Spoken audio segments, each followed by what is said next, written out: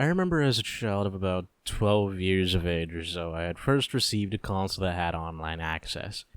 Big fucking mistake for various reasons that I don't really want to get into, but since I was a child and poor, granted, I'm still poor, I can just afford a few extra toys, I would often browse demos on the Xbox 360 store. Two games stood out. One was Brutal Legend, which I've already talked about years ago, but I might remake a video on since I'm not a 20-year-old baby anymore. The other was Wet. Since I was a teenager with raging hormones and tits on the brain, I couldn't stop playing the Wet demo. It's been over 10 years since I've been a teenager with raging hormones, and I'm quite composed mentally. At least, I think so.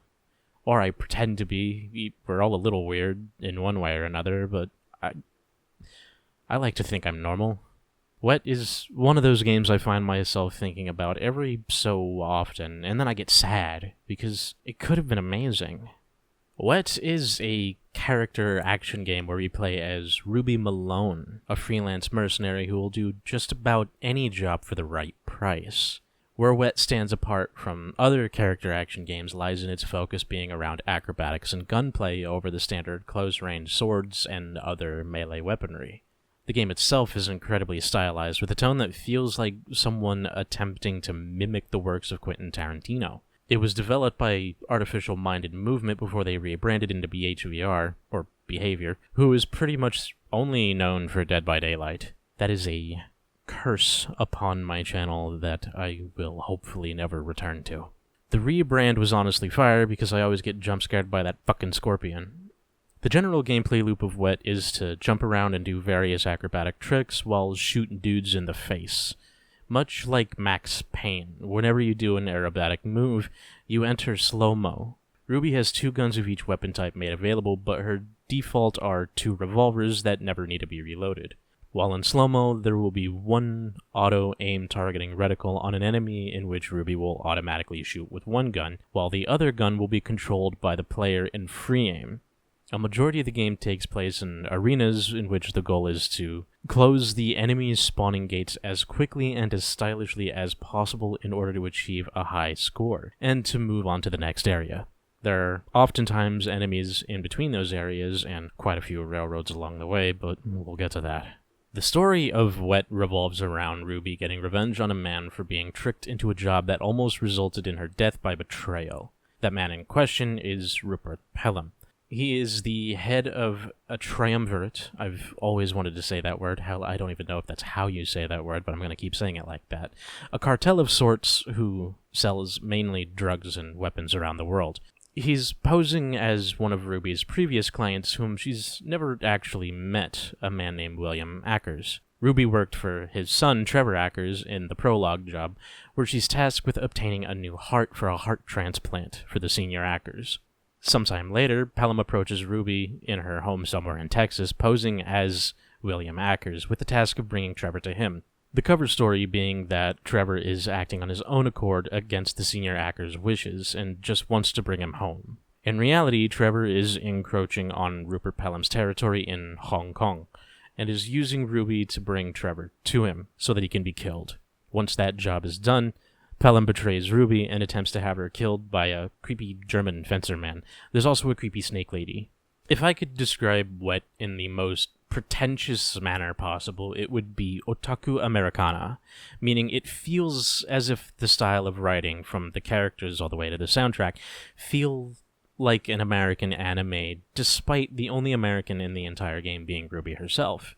It's vulgar, it's bloody, there's a massive focus on large explosions, and guns with hard rock guitars, and monkeys smoking cigars. I love it as a concept because it's something that hasn't been done in a character action genre before. The focus of guns, that is. It's always been swords or fists or anything that one can smack another upside the face, with guns or throwing knives usually being some kind of afterthought as a ranged weapon. And I think there's something here that's worth exploring if they were willing to put a little more time into the gunplay, because it's not the greatest. Any time out of slow-mo is pretty much a death sentence, even on the easiest difficulties.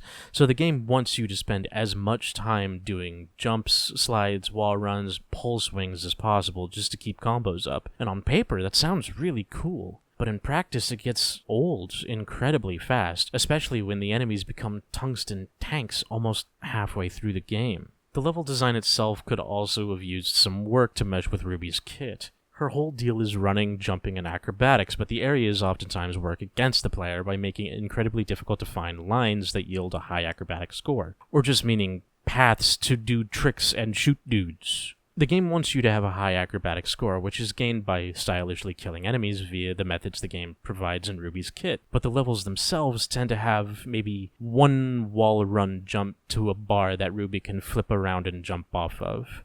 Doing these tricks off of the environment or even enemies are what grant the most style, but a lot of levels, especially late game, aren't conducive to a lot of these moves, and trying to go out of your way to find these lines can more often than not just result in death before reaching them, meaning the safest way to play is to just jump off the ground and not bother with finding lines. Ruby herself is also made of wet tissue paper. That large health bar don't mean shit when it can be melted in less than 3 seconds. Having a high acrobatics multiplier will allow Ruby's health to regenerate, and the higher it is, the faster the regen speed. And since Ruby has basically no health while enemies have an unrealistically high amount of health, in rooms that go against what the core gameplay loop is meant to be, it leads to this frustrating dynamic of questioning if there was anything to learn from each encounter. Experience is how we learn, but when there's little time to experience what the room has to offer, whether it be through opportunities or hindrances, there's little room to learn how to progress, save through throwing your head at the wall and hoping it goes through. This isn't the case for every arena. Hell, this isn't even the case for most arenas. There are plenty where the gameplay loop is functional and normal.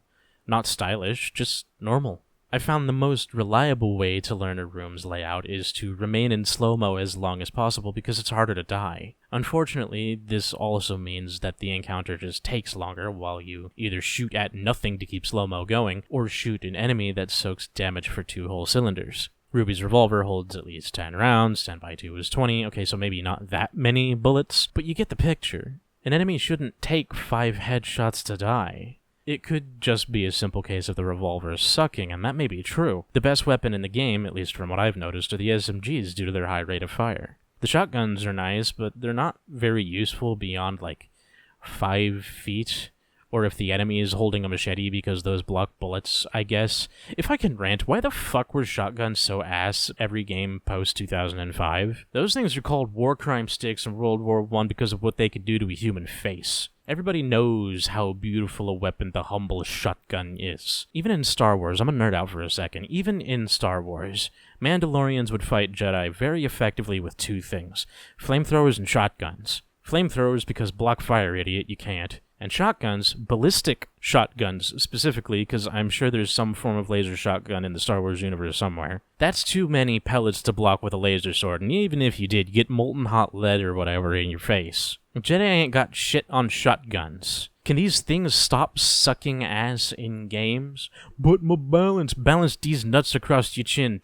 Fuck you. The other weapon type is a crossbow, which I've always found to be kinda cumbersome to use. I mean, they're not bad, they do a lot of damage and even explode on impact, but there's so little ammo for them, and their rate of fire is just a little too fast so that it's easy to waste the bolts. They're incredibly situational, and honestly, I'd rather have a magnum or something. The final weapon for those up-close and personal moments is a sword. Ruby does have a sword, but given the gun-centric nature of the combat, using it is really only useful never, which is kinda disappointing. There are a few upgrades that the sword has which add a few moves or increase the damage, but those moves are fully acrobatic and oftentimes not worth going for despite how much style they can generate because, again, Ruby is made of wet tissue paper and the enemies become massive tanks. What I'd like to see, because I have hope that Behavior Bethesda might make a game again someday, beyond general balance changes, is a whole new aspect of Ruby's kit that could involve reducing the amount of slow-mo needed to progress. I'd like to be able to have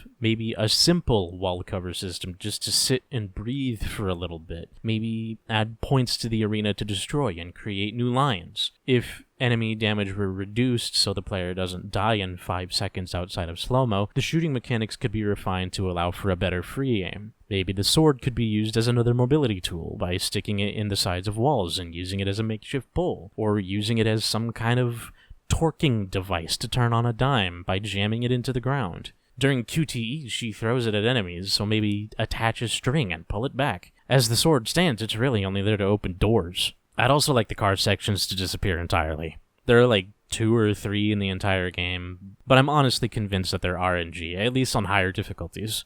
Enemies are so goddamn tanky that I genuinely have over an hour of footage of nothing but dying while car surfing, because this game isn't designed for that type of gameplay. Movement is key, the loading screen tips tell you that. Hell, if you played Quake, you know that off rip. But yes, let's make several segments of the game where the player can't move and just has to soak up damage and hope to God that they don't die. These car segments are the worst and the only aspect of the game that I consider truly bad. Irredeemably so. While the core gameplay is flawed, it can still be very fun. It's fun enough that I come back every couple of years or so just to replay something that I find unique and interesting. The story leaves a lot to be desired. In other words, it ends anticlimactically without any meaningful resolution. Our whole goal was to hunt down Rupert Pelham for what he did.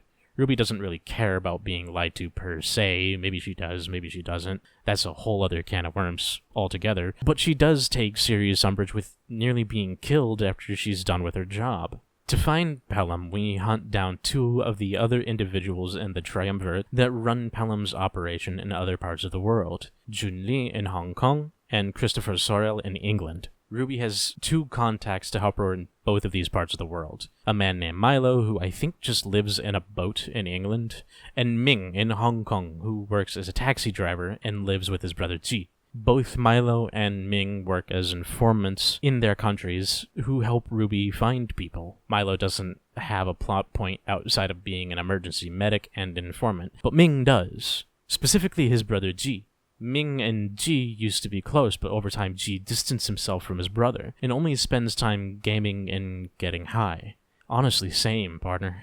His drug problem had gotten so out of hand that Ji would betray Ming and Ruby, resulting in Ming's death. And then that story just ends. We don't try to help Ji in any way because he's clearly not himself and feels bad about nearly killing Ruby. And Ruby hardly reacts to Ming's death despite them seemingly being pretty close. I get that they want her to be this nigh emotionless badass, but it pays to have emotion other than anger. Or if that character's only emotion is anger, then justify why that's the case. Kratos, the most angry motherfucker in gaming second to Doomguy, shows more emotion than Ruby. Though the difference between Kratos' rage and Ruby's anger is we see and understand why Kratos is so pissed all the time. We don't spend nearly enough time with Ruby to really understand why she's so standoffish. It could be that she spent time in the military, or maybe childhood trauma, or it could be that it's just part of being a female mercenary and being tougher than the men is what it takes to get respect.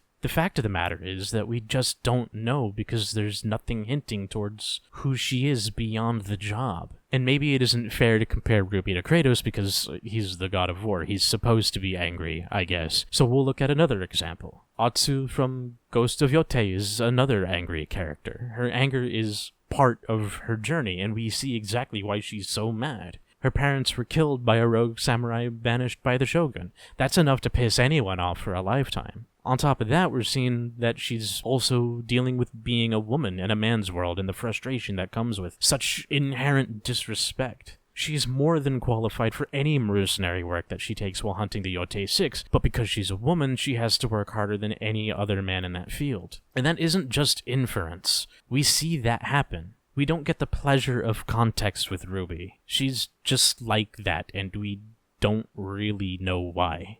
To end, the game ends very anticlimactically. After killing Sorel, Ruby learns that Pelham and the Snake Lady have plans to attack William Acker's manor that day. The scene cuts to the manor where Ruby and Snake Lady have a QTE duel, which ends with Ruby snapping the Snake Lady's neck and cutting off Pelham's head. And he just lets it happen, by the way. He takes a few shots at her and then chooses to die instead of literally anything else. Maybe that says more about his character, that he's so prideful to beg or to run away. But I feel like it could have been shown better. This whole sequence, honestly, could have been better. It could have been an entire level, but it just wasn't. And then it ends with the sequel bait that never happens. I mean, I guess it still could. I'd love if it did, only to improve on some really well-established ideas and maybe improve on some ideas that weren't fully established to begin with, but I don't think it will.